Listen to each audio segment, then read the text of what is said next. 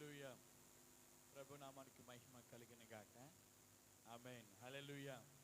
ఈరోజు మనం ప్రభు సన్నిధిలో ఉండడానికి దేవుడు మనకి ఇచ్చిన ధన్యతను బట్టి నేను ఎంతగానో ప్రభును స్తుతిస్తూ గణపరుస్తూ ప్రభు నామాన్ని మహిమపరుస్తూ ఉన్నాము. ప్రియమైన దేవుని బిడ్డలారా, దేవుడు మనం ఎంతగానో ప్రేమిస్తూ ఉన్నాడు. ఆ ప్రేమను బట్టి మనం ఎంతగానో ప్రభుని స్తుతించేవారిగా, ప్రభు నామాన్ని గణపరిచేవారిగా, ప్రభు నామాన్ని కొనియాడేవారిగా మనం ఉండాలి. ఇప్పుడు కూడా మిమ్మల్ని ప్రేమించి ఆయన గుణం తెచ్చుకోము, మనల్ని ఎంతో ప్రేమిస్తూ ఉన్నాడు.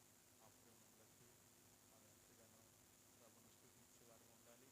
అయితే ఒక మాట మనందరితో దేవుడు మాట్లాడుతూ వస్తూ ఉన్నాడు. ఏమంటాడంటే, ప్రతి క్రైస్తవుడు ఉండవలసిన లక్షణాల కోసము మాట్లాడుతూ వస్తున్నారు.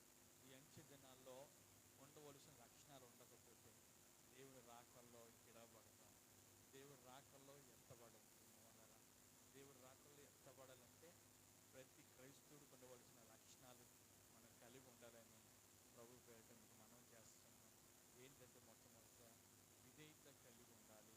మొట్టమొదటి ఏంటంటే విధేయత కలిగి ఉండాలి. రెండోదిగా వాక్యం ఎరిగి ఉండాలి. మూడోదిగా ప్రార్థన జీవితం కలిగి ఉండాలి. మూడోది ఏం కలిగి ఉండాలంటే ప్రార్థన జీవితం కలిగి ఉండాలి.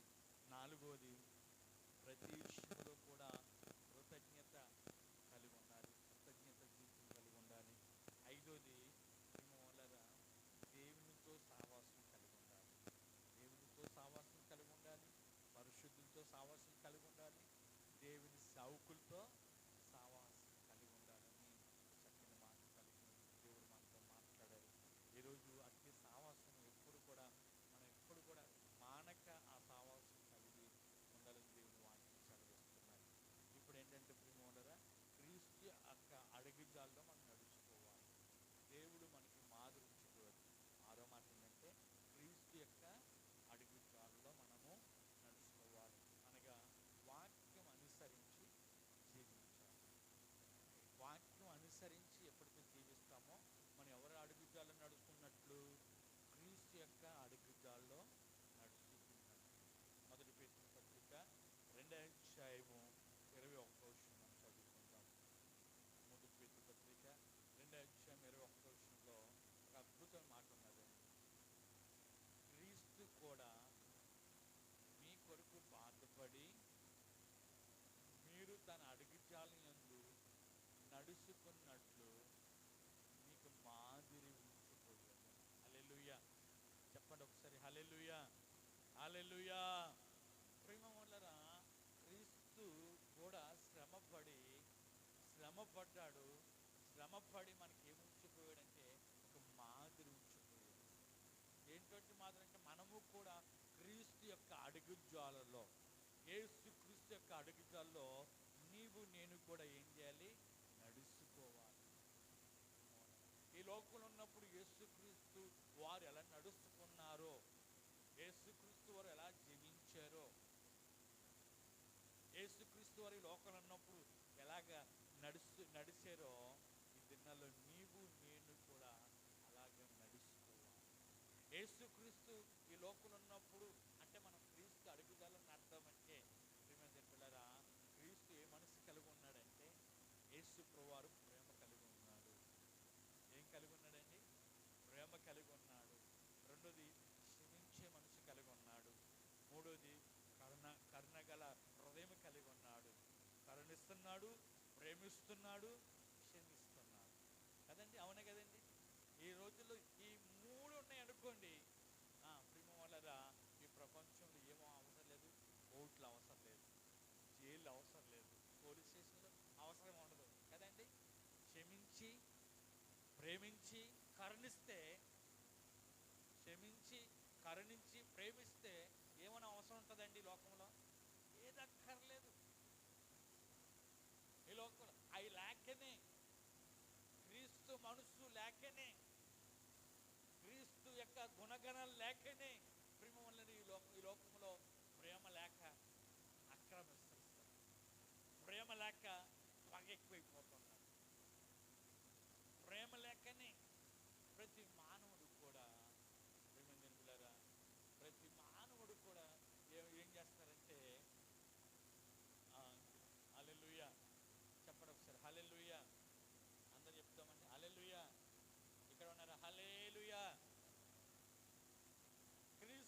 మాదిరిలో మనం నడుచుకుంటలేదు ప్రేమ వాళ్ళరా. ఆయన మనల్ని ఎంతగానో ప్రేమిస్తున్నాడు, మనల్ని ఎంతగానో ఆయన ప్రేమిస్తున్నాడు. కానీ ఆయన ప్రేమకు మనం లోబడలేకపోతున్నాం. ఆయన వల్లే మనం జీవించాలి, ఆయన వల్లే మనం నడుచుకోవాలి, ఆయన వల్లే మనం బ్రతకాలి. ఈరోజు చాలా మంది ప్రియమైన పిల్లరా ఎవరిష్టానుసారంగా వాళ్ళే జీవిస్తున్నారు, ఎవరిష్టానుసారంగా వాళ్ళే నడుచుకుంటున్నారు. అయితే దేవుడి రాకల్లో మనం ఎత్తబడాలంటే, ఆయన ఉండే స్థలములో నీవు నేను కూడా ఉండాలంటే ప్రియమైన పిల్లరా ఆయన వలే మనం ఉండాలంట. ఎలా ఉండాలంటండి చెప్పనండి, ఎవరిలాగా ఉండాలి చెప్పండి? యేసు వలే. యేసు ఈ లోకములో ఎలా జీవించాడో, ఎలా నడుచుకున్నాడో నీవు నేను కూడా అలా ఉండాలంట. ఒక్కసారి చదువుతారండి. మొదటి యోహాను పత్రిక 4వ అధ్యాయము 17వ వచనం. మొదటి తీర్పు దినమందు మనకు ధైర్యము కలిగినట్లు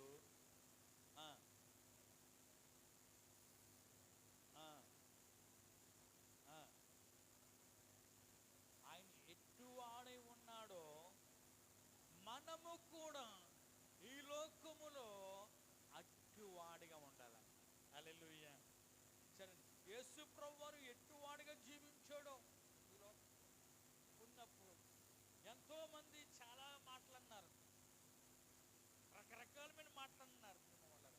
మరి అన్ని మాటలు వదిలేండి, లాస్ట్లో కొట్టారు, కొరలతో కొట్టారు, ఏం మాట్లాడుతున్నారు, గడ్డం పెరికివేశారు, ఎంటికలు లాగివేశారు, ముళ్ళ కంప పెట్టారు, మొక్క మీద ఉమ్మేసేసారు. ఆఖరికి ఒక మాట అనుకున్న మాట, మీరు ఏం చేస్తున్నారు మీరు ఎరగరు కనుక వీళ్ళు క్షమించండి. ఎంత మంచి మనసు అండి! కొట్టినోళ్ళని క్షమించడము, బాధలున్న వాళ్ళని కనికరించడము, ఆయన ప్రేమ ఎంత అద్భుతంగా చూడండి. ఒక్కసారి క్రీస్తు యొక్క అడుగుజాల్లో నడమంటే క్రీస్తు మనస్సుని మనం ఆయుధంగా ధరించుకోవడం. హల్లెలూయా చెప్పండి, హల్లెలూయా. క్రీస్తు మనస్సుని మనం ఆయుధంగా ఏం చేయాలండి? ధరించుకోవాలి. తీర్పు దినమందు మనకి ధైర్యంగా ఉండాలంటే, తీర్పు దినమందు అందరు నిలబడినప్పుడు ఏం జరుగుతుందో, మనం నరకానికి వెళ్ళిపోతామో, పరలోకం ఇస్తాడో దేవుడు, ఏం తీర్పు ఇస్తాడో తీర్పు దినమందు ఎలా ఉంటుందో తెలుసా? ఎంత ఇప్పుడు ఎక్కడైనా కోర్టుకి వెళ్ళారనుకోండి, న్యాయం తీర్చేటప్పుడు ఎంత భయంతో వెళ్తారో, అక్కడ ఏం జరుగుతుందో, ఏం తీర్పు తీర్చుతారో అంటే భయముతో మనిషి వణికిపోతూ ఉంటాడు, మనిషి లోపల వణికిపోతూ ఉంటాడు. రేపొద్దున అంచె తీర్పు తీర్చబోతున్నాడు దేవుడు. రేపొద్దున దేవుడు వచ్చి ఒక గొప్ప తీర్పు తీర్చబోతున్నాడు. నీతిమంతుల్ని ఒక ప్రక్కకి, ప్రేమవలరా అవినీతిమంతులను ఒక ప్రక్కకి, గొర్రెలను ఒక పక్కకి, మేకలను ఒక పక్కకి దేవుడు చేర్చబోతున్నాడు. ఆ దినం రాబోతున్నది, తీర్పు దినం రాబోతుంది. అప్పుడు నీవు నేను కూడా ధైర్యంగా ఉండాలంటే, ఈ లోకములో యేసు ప్రభువారు ఎట్టువాడిగా జీవించాడో, ఎట్టి ప్రేమ కలిగి జీవించాడో, నీవు నేను కూడా అట్టువాడిగా మనం జీవించాలి, అట్టువాడిగా మనం నడుచుకోవాలి. అది క్రీస్తు యొక్క అడుగుజాల్లో అర్థం. ఆయన ప్రేమ కలిగి ఉన్నాడు, ఆయన క్షమించే మనసు కలిగి ఉన్నాడు, ఆయన కరుణించే కరుణ గల దేవుడు కలిగి ఉన్నాడు. కరుణించేవాడండి ప్రభు. నన్ను కరుణించి ప్రభు అంటే ఎవరినైనా కరుణించేవాడండి, ఎవరినైనా కనికరించేవాడండి. ఆయన చిన్న పెద్ద ఎవరిని చూడలేదు. ప్రభు నన్ను ఒక్కసారి చూడంటే చూసేవాడండి దేవుడు. హల్లెలూయా. ఇప్పుడైనా ఎవరినైనా సరే ప్రభా, ఏ దొంగ అయినా సరే, ఏ అబద్ధికుడైనా సరే, ఏ మోసగాడైనా సరే, ఏ గొప్పవాడైనా సరే, ధనవంతుడైనా సరే, ప్రధానమంత్రి అయినా సరే, ముఖ్యమంత్రి అయినా సరే, ప్రభా నన్ను కరుణించంటే కరుణించుకుంటూ ఉండడండి ఆయన. హల్లెలూయా. ఆయన అంత మంచి గలవాడు. నాకు ఇంత విరోధంగా చేసేవే, నాకు విరోధంగా జీవించావు కదా, నిన్ను ఎలా కరుణిస్తాను అండండి. ఆయన కరుణిస్తూనే ఉంటాడు. ప్రభా నన్ను దాటిపోకంటే దేవుడు దాటిపోడు. హల్లెలూయా. నన్ను దాటిపోవద్దంటే దాటిపోడు. అంత కరుణా హృదయం గలవాడే, కరుణా హృదయం గలవాడు. కాబట్టి యేసు ప్రభువారు లోకంలో ఎట్టువాడుగా జీవించాడో నీవు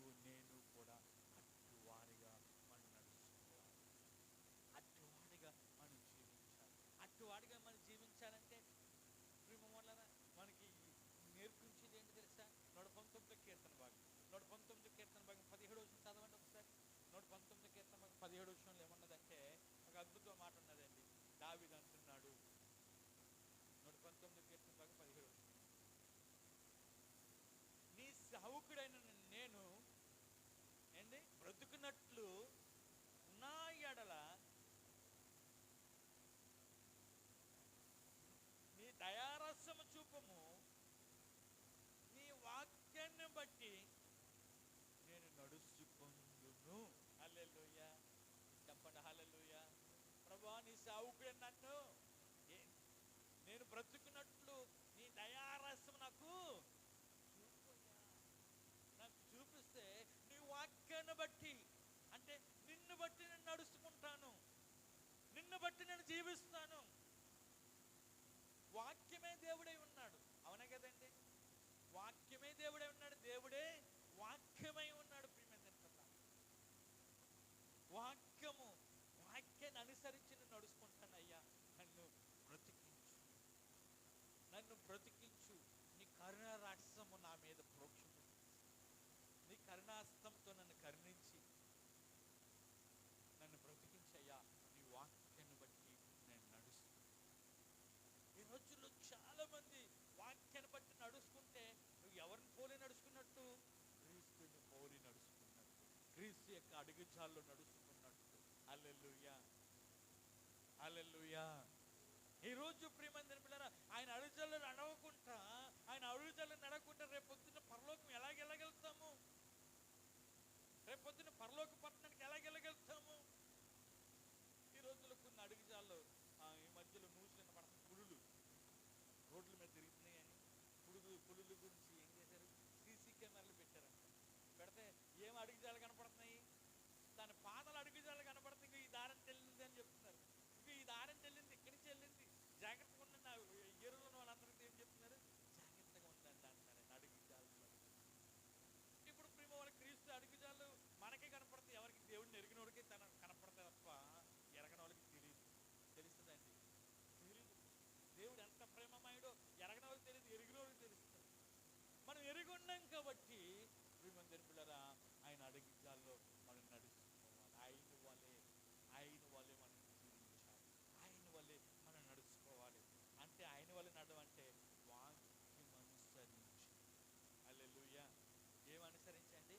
వాక్యం అనుసరించి మనం నడుచుకోవాలి. అందుకే యేసు ప్రభువు ఒక మాట అన్నాడు, మత్తయి సువార్త 7వ అధ్యాయం 24వ వచనంలో. మత్తయి సువార్త 7వ అధ్యాయం 24వ వచనంలో ఏమన్నాడంటే, ఈ నా మాట విని వాటి చొప్పున చేయువాడు. చదవండి ఒకసారి. కాబట్టి ఈ నా మాట విని వాటి చొప్పున చేయువాడు ఏంటి? ప్రతి వాడును బండ మీద కట్టుకొనిన బుద్ధిమంతుడు పోలి ఉండెను. హల్లెలూయా, చెప్పండి ఒకసారి హల్లెలూయా. ఏటు చొప్పున చేయువారు? ఆయన మాట చొప్పున చేయువారు, ఆయన మాట కొరకు బ్రతికిన వారు, ఆయన మాట కొరకు ఆ మాట ప్రకారంగా జీవించిన వారు ఎలాగుంటారంట? బండ మీద కట్టుకొని బుద్ధిమంతుడు పోలి ఉంటారంట. హల్లెలూయా. ఇసుకమే కట్టుకొని బుద్ధిహీనుడి కాదండి. ఆయన మాట ప్రకారంగా ఎవరైతే జీవిస్తారో, ఆయన మాటను అనుసరించి ఎవరైతే నడుచుకుంటారో వారు ఎలాగుంటారంటండి? బండ మీద కట్టుకునే ఇల్లులాగా ఉంటారు. బుద్ధిమంతుడు. హల్లెలూయా. బుద్ధిమంతుడు ఎక్కడ కట్టుకుంటాడు?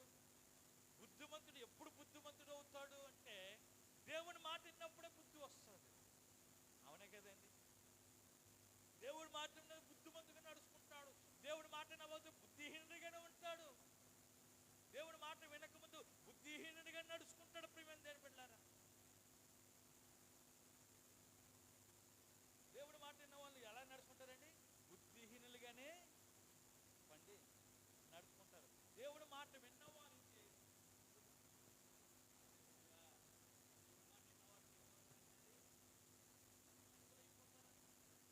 అసలు మనిషికి ఎప్పుడు బుద్ధి వస్తుందో తెలుసా?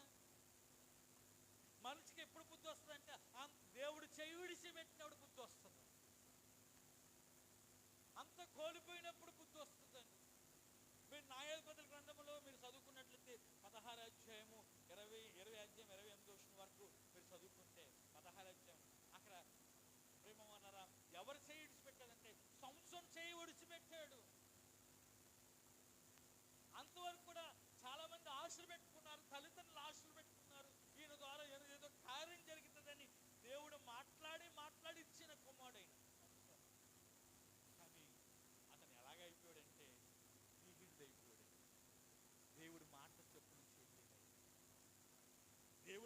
చొప్పున చేయక ఏమైపోయాడంటండి, బుద్ధిహీనుడు అయిపోతే దేవుడు అతను ఏం చేశాడంటే చేయిడిసి పెట్టాడు.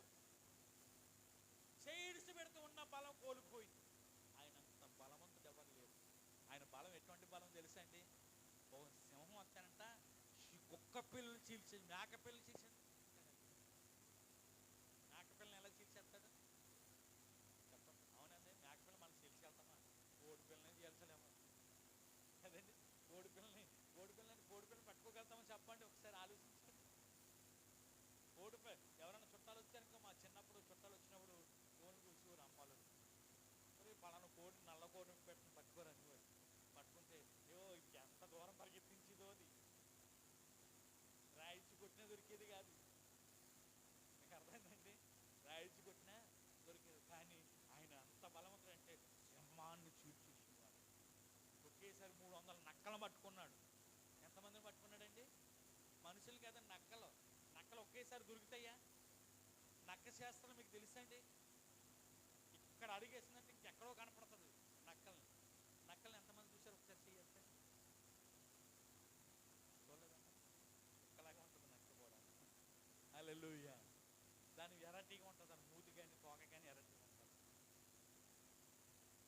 అవి ఒకేసారి 300 నక్కలను పట్టుకోవడం అంటే మామూలండి. ఎంత బలవంతుడు ఒకసారి ఆలోచించండి. అటువంటి బలవంతుడు దేవుడి మాట ఉల్లంఘించి బుద్ధిహీనుడైపోయి దేవుడు ఏం చేశాడు తెలుసా? బుద్ధిహీనుడు ఏం చేస్తాడని దేవుడు వదిలేస్తాడు. దేవుడి మాట చెప్తాడు వినకపోతే వదిలేస్తాడు. ప్రేమను వదిలేస్తప్పుడు అంటున్నాడు, అయ్యా ఈసారి దయచేసి నన్ను జ్ఞాపకం చేసుకోయా, ఈసారి మాత్రమే అంటాడు ప్రార్థన. నా కళ్ళు పోనాయి, బలము పోయింది, ఈసారి మాత్రమే నన్ను చెప్పండి. అక్కడ ఉన్నది లేదండి, 28వ వచనంలో ఉంటుందండి. అప్పుడు సంసోను, యెహోవా ప్రభువా దయచేసి నన్ను జ్ఞాపం చేసుకో అయ్యా, దేవా దయచేసి ఈసారి మాత్రమే నన్ను బలపరచండి. ఎంత బలవంతుడండి అసలు దేవుడు. ప్రియమిత్రులారా, దేవుడు ఏం చేశాడు తెలుసా? భార్య భర్తలతో మాట్లాడించిన కుమారుడండి. గొప్ప ధనవంతుడు, గొప్ప బలవంతుడు, రాజీరు చేయబడలేదు. అటువంటి వ్యక్తి దెలీలా చేతిలో పడిపోయి ప్రేమవలరా దేవుని యొక్క ఆత్మ కోల్పోయాడు, దేవుని సన్నిధి కోల్పోయాడు, దేవుడు మాట ఉల్లంఘించాడు, దేవుడు చేయబడిపోయాడు. అడుగుతాడు, ఈసారి మాత్రమే నన్ను బలపరచు, ఈసారి మాత్రమే నన్ను జ్ఞాపకం చేసుకోవాలి.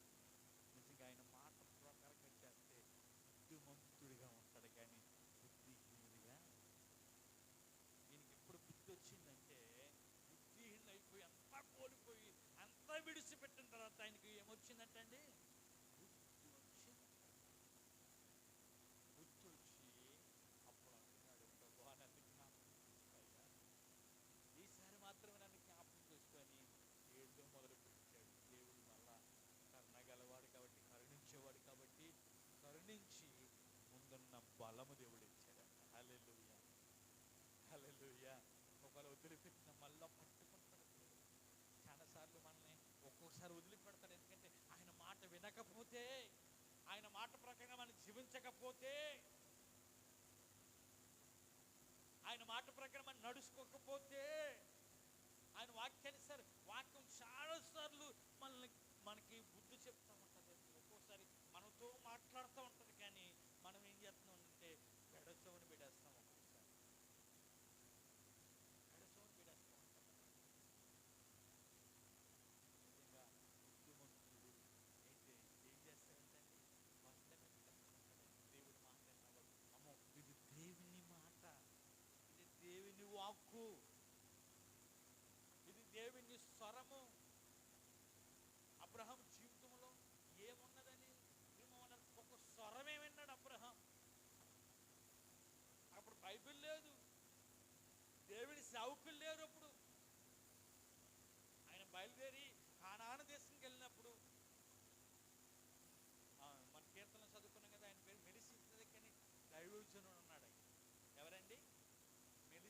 అందుకని దైవజనుడు యాజకుడు ఉన్నాడు.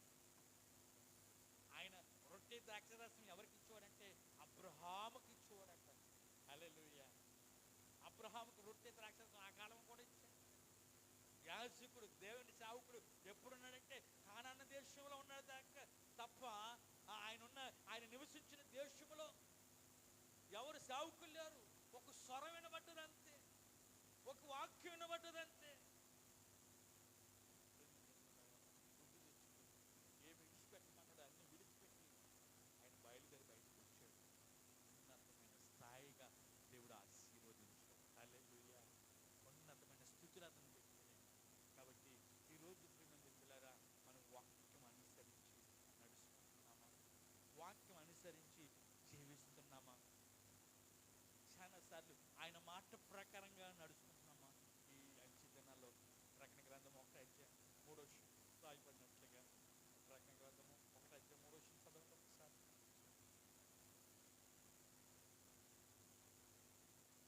సమయము సమీపిస్తున్నది గనక ఈ ప్రవచన వాక్యములు చదువువాడును దాని విని ఇందులో రాయబడిన సంగతులు గైకొన్న వారు మరి ఎంత ధన్యులు.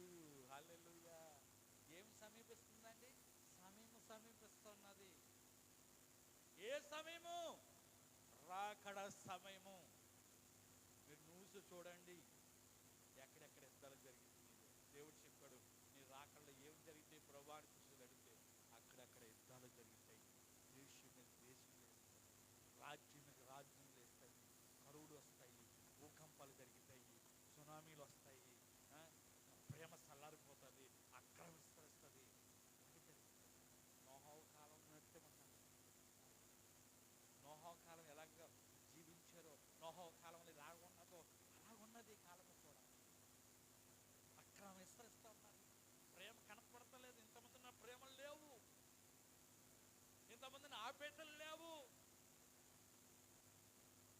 కరువులు, భూకంపాలు. కరువులు అంటే చూడండి, మన పక్కన ఇచ్చేవాడు 4 గంటలు అయితే ప్రయాణం వెళ్తే ఇచ్చేవాడు. అవునండి, 4-5 గంటలు 20 రూపాయలు అంటే బాటిల్, 20 రూపాయల బాటిల్ 200కి అమ్ముతున్నారు వాటర్ బాటిల్. కరువా? చెప్పండి, ఏం చెప్పండి. ఎంత కరువు వచ్చింది ఒకసారి ఆలోచించండి. కరువు అంటే ఏదో కరువుగా తిండి లేక కరువులో ఉన్నారు. తిండి లేదు, అందిస్తున్నా చెప్తున్నారు. అందుకున్న వాళ్ళు అందుకుంటున్నారు, కానీ లేని వాళ్ళు కూడా చాలా మంది ఉన్నారంట.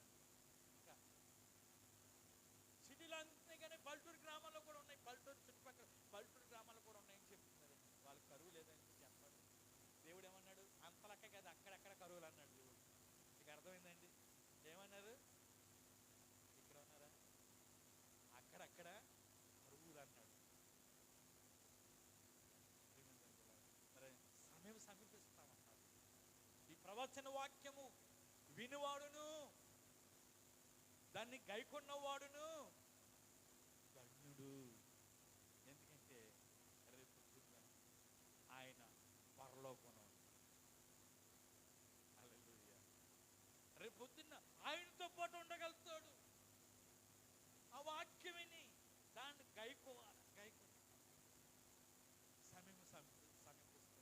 మనకు అన్నది ఇంకా చాలా రోజులు ఉన్నాయి కదా, ఒక 3 సంవత్సరాలు ఉన్నాయి కదా అనుకుంటాం. ఏది రోజు ఎలా జరుగుతుందో మనకి ఏ క్షణం ఎలాగుంటుందో మనకి తెలియదు. ఏ దైవజన పాఠరాజారో తెలియదు, కానీ అదే ఆ రోజు నిజంగా జరుగుతున్నాయి. ఆ రోజు వచ్చిందనుకోండి, మేము కొన్ని ప్రాంతంలో వచ్చేస్తున్నాయి. ఆ రోజు అదే ఆ రోజు యేసయ్య ఉగ్రత రోజు అని ఏ దైవజన పాట రాసింది నాకు తెలియదు, కానీ చక్కగా రాసింది. ఆ వచ్చిన ప్రకారంగానే జరుగుతున్నాయి. వార్తల్లో చూస్తారు కానీ కేరళలో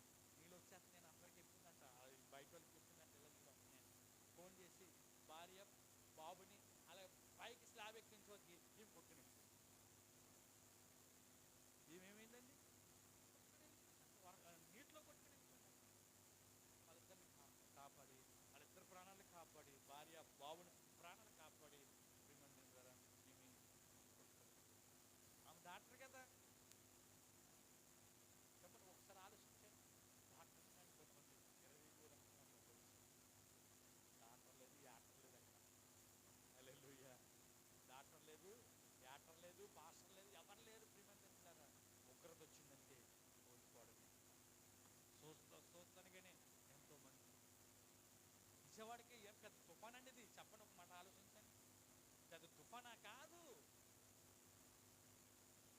పెద్ద తుఫాను కూడా కాదు. కానీ ఎందుకు అంత అలాగా అంత భయంకరమైన స్థితి కలిగిందంటే దేవుడు కృప. హల్లెలూయా. దేవుడు సూచనలు ఇస్తున్నాడు. దేవుడు సూచనలు ఇస్తున్నప్పుడు మనం ఏం చేయాలంటే బుద్ధిమంతులుగా మనం జీవించాలి.